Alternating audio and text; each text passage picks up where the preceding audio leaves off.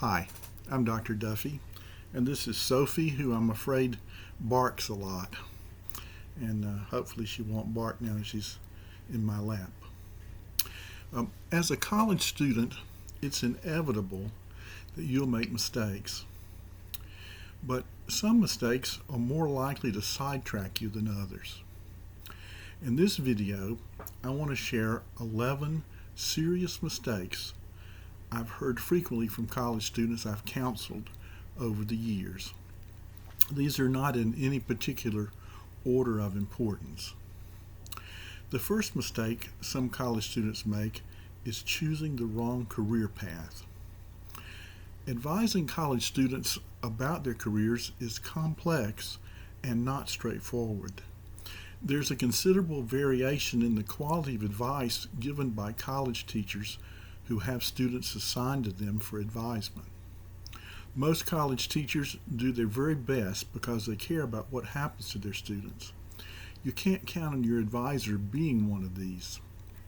The college may expect them to do this without any special training or education about career advisement. They may not be up on changes in curriculum, coursework requirements, major graduation requirements, or the workplace. They may overestimate the role of the Career Center. If you want them to take your advisement seriously, you have to take it seriously. If you passively go through the motions of being advised, you'll likely get out of it just what you put into it. Failure to persist until you get adequate academic advice from your college advisor may result in your pursuing a major or career path that fails to motivate you. Without a sense of going into the right direction, it's easy to feel like what you're doing lacks purpose and meaning. Changing majors, recognizing you may not graduate with your class, and having wasted effort taking the wrong courses is demoralizing and expensive. It's worth double checking their advice, talking to others, and exploiting the full resources of the Career Center. Change advisors if you must. Part of your job as a college student is to figure out your career and to figure it out as quickly as you can. The second mistake is underestimating how alcohol can make your life unmanageable. Drinking too much seems innocuous at first, but it leads to such poor decision making about sex, dangerous driving, suicidal behaviors, thrill seeking, worsening depression, and to acts people regret, like being involved in a sexual assault, or a DUI, or an emergency room trip for alcohol poisoning.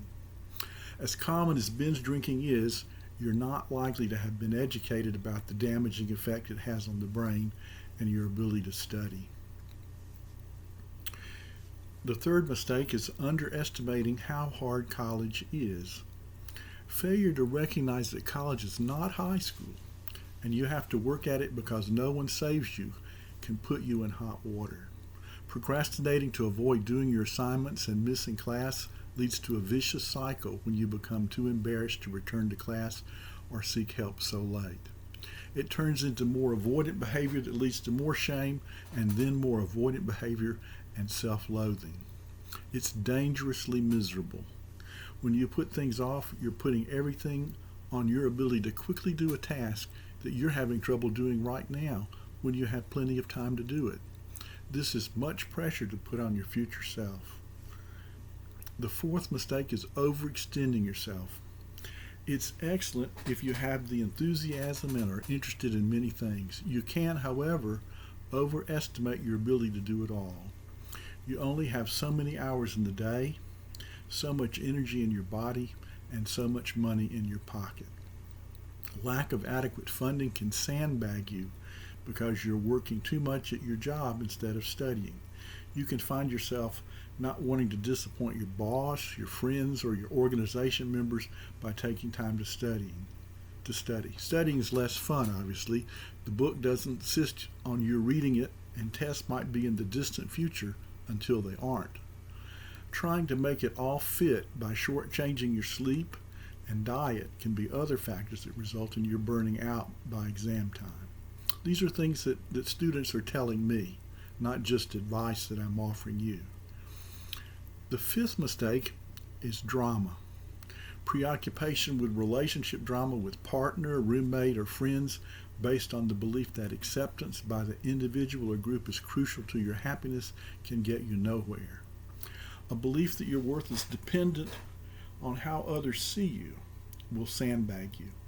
Instead of doing the studying you need to do, you'll be doing things others want you to do so you can meet their expectations. When you do study, you may be plagued with intrusive thoughts about your peers' opinions. The sixth mistake is ignoring your health. Poor sleeping and eating habits from lack of healthy routine impair your ability to study. Failure to ask for help soon enough from family, professors, friends, or counselors can allow untreated depression, anxiety, or substance abuse to derail you. Untreated depression with episodes of unbearable feeling states require immediate attention. Untreated ADHD can lead to feeling uncomfortable around people who aren't struggling, habitual procrastination, restless sleep that impairs memory, impulsive behaviors, blurting things out socially, feeling awkward socially due to difficulty mastering names and processing stimuli, motor vehicle accidents, and difficulty with self-control and planning. Bright students study long hours in high school, and they do very well until they hit a wall during their second year when the material becomes complicated and the pace picks up. If they end up finding out they have ADHD, sometimes by the time their parents approve of them taking medication, they've already lost their scholarship and made some poor judgments. Think about whether you have ADHD or not. It's worth taking some time to think about it. The seventh mistake is isolating yourself. Isolation has many spin-off problems, including self-doubt, discounting your ability, and worries about identity and depression. It's very risky business because it allows you to get worse without others realizing it. The eighth mistake may seem like an insult for me to bring up, but it's refusing to grow up. Irresponsibility and passivity will sandbag you, especially if they stem from a sense of entitlement and unwillingness to accept responsibility for your life and a magical belief you'll be rescued and saved from having to tolerate anything frustrating or laborious. Avoiding responsibility and difficulties in the long run is not easier than facing them. It's not inevitable that your early childhood experiences must govern you and your feelings. The ninth mistake is remaining convinced marijuana is harmless.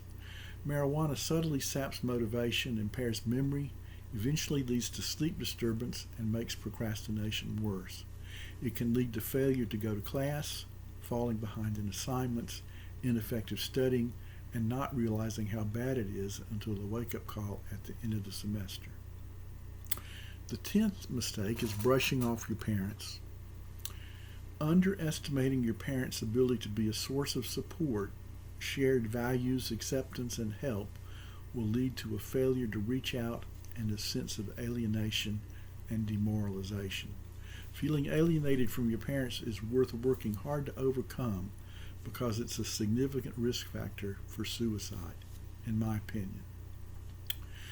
The last mistake, the number 11 mistake I want to discuss, is gambling that what you don't know won't hurt you. One of the problems with hearing so much in the media about drugs, alcohol, and smoking being impediments to well-being is that you tune it out or you fail to acknowledge the consequences that will affect you. You can begin to think that everyone has their agenda, including me, and is exaggerating the problems. You likely know ordinary people who've done some of these drugs and don't seem to have harmed themselves much. You may have done some yourself without much ill effect and concluded that people are making too much fuss about it overall.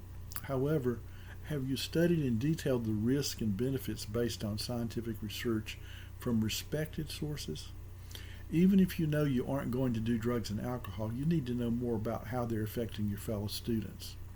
Take a look at the below links in this video. Thank you very much for persisting and watching. I know this sounds rather judgmental, but these are mistakes that I hear about and I hope that by knowing about them, you might be able to avoid some. Thanks.